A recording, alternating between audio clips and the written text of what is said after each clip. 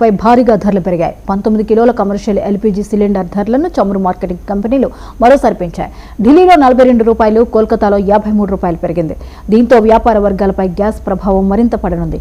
ఇది చిన్న పెంపే అయినప్పటికీ గత కొన్ని నెలలుగా వరుసగా పెరుగుతున్న ధరల నేపథ్యంలో హోటళ్లు, రెస్టారెంట్లు, చిన్న దాబాలు నడుపుకునే వ్యాపారస్తులకు ఇది అదనపు భారంగా మారింది.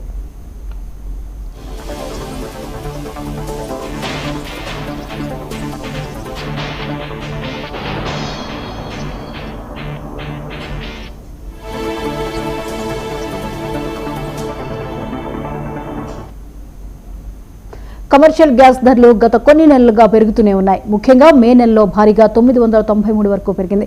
అంతర్జాతీయ మార్కెట్లో ముడి చమురు ధరల్లో వస్తున్న హెచ్చుతగ్గులు, పశ్చిమాసియా ప్రాంతంలో నెలకొన్న తీవ్ర భౌగోళిక ఉద్రిక్తతల నేపథ్యంలో ధరలు పెరుగుతున్నాయి.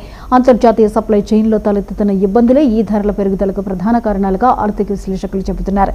ఈ నిరంతర పెంపు వల్ల రాబోయే రోజుల్లో హోటళ్లలో ఆహార పదార్థాల ధరలు కూడా పెరిగే అవకాశం కనిపిస్తోంది.